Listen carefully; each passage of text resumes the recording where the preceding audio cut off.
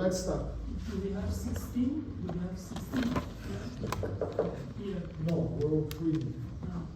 Does it work? No.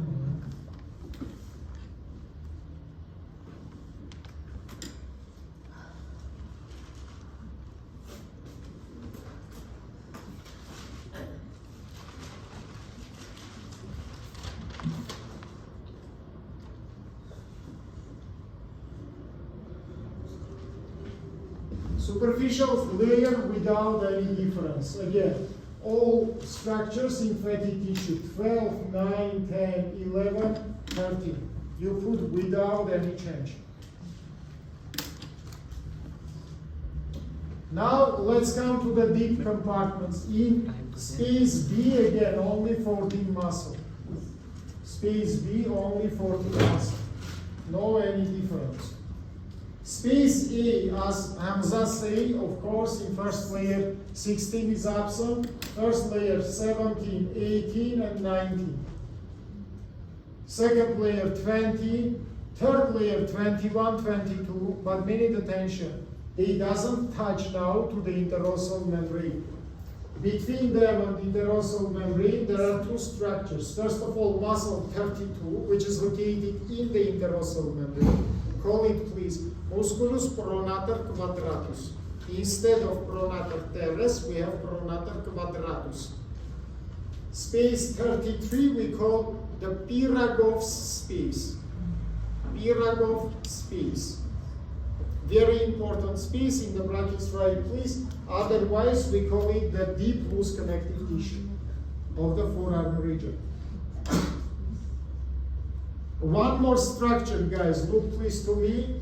Between the second and third muscular layers, I draw the blue structure. It in my picture will be structure 34. Draw it, please, name it, please. It is also deep layer of the proper tissue. As the intermuscular septus, it is also deep layer of proper tissue. By the way, same structure draw in all our pictures. And in upper term, and in middle term, and in the lower term.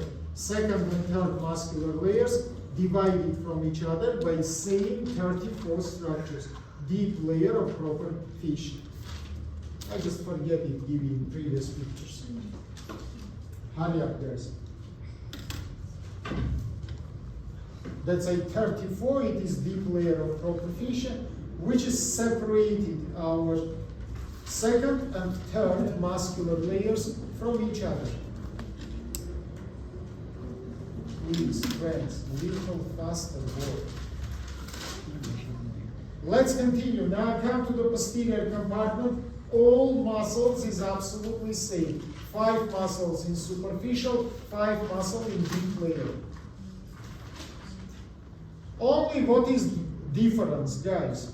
In the picture, no any difference, but in the real life, short muscles, which I draw here, for example, extensor carpi radialis brevis, extensor pollicis brevis, these muscles in the lower term presented only by tendons, not by muscles, but by tendons.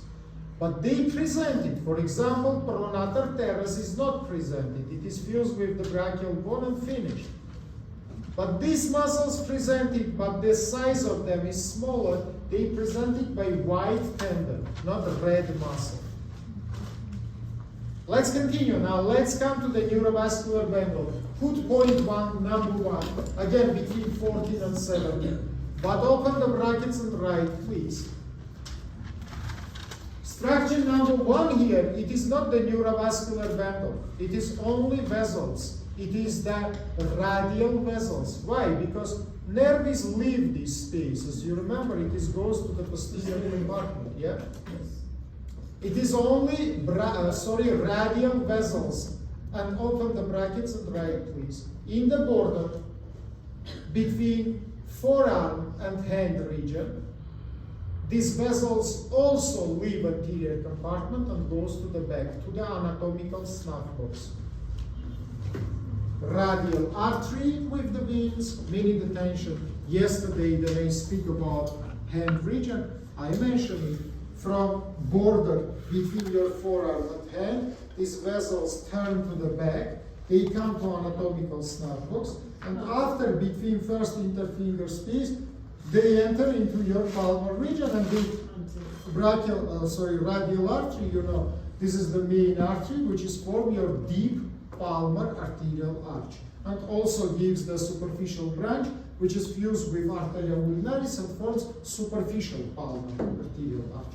So remember, please, in the border between forearm and head, and artery also with the veins from anterior region come to posterior region, come to anatomical snap box. Let's remember the borders of it, minute attention. It is formed by the first and third canals tendons. First canal tendon, abductor pollicis longus, extensor pollicis brevis. Third canal tendon, extensor pollicis longus. In the floor of this anatomical snap box, we have second canal. It is two extensor carpi radialis, long and short. Remember about it, and let's continue. Point number 2, without any change between the 19 and 20 muscles. Here we don't have any difference. Let's remember what is happening in the future with this neurovascular bundle. It is entering inside of canalis carpi ulnaris. Canalis carpi ulnaris, it is between retinaculum flexorum and ospiciformis. And by canalis carpi ulnaris, this neurovascular bundle continues into the palmar region. In the palmar region, as you remember, artery forms superficial palmar arterial arch, together with the superficial branch of arteria radialis. Let's continue. Point number 3, I don't draw it, I will draw it now for you. Where is located point number 3? Look in the picture, please. Point number 3 here, I put between 20 and 17. Right, please. It is same name canal, which we call sulcus medianus, not the canal, but groove. Sulcus medianus. It is between flexor digitorum superficialis and flexor carpi radialis. We have the groove, which we call sulcus medianus, and inside of this groove we have the median neurovascular bundle, structure number 3. Let's continue. Structure number 4 changes its place. It is located now between pronator quadratus and interossal membrane. Structure number 5 located absolutely in same place, behind of the interossal membrane, inside of posterior osteofacial compartment. Now 2 minutes wait, finish, and look to me. What has happened with these neurovascular bundles? Let's start from the medianus one.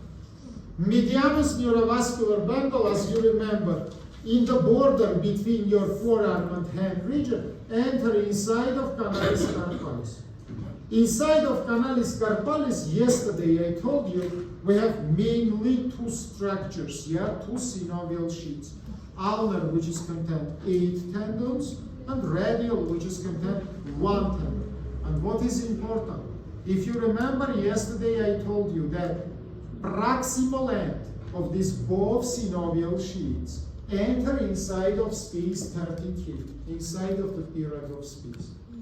That's in case of inflammation of these structures, which we call synovitis, inflammation of synovial sheets, period of space can contain big amount of the pus, up to 200 milliliters, because it is communicated with these synovial sheets.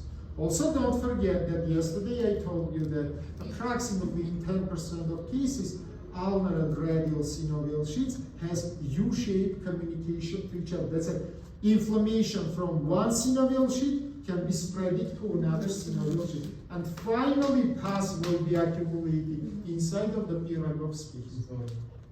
That's why you must make access, you must cut and drain this space to treat this surgical pathology. That is what I want to give you today, guys. Please. So if we have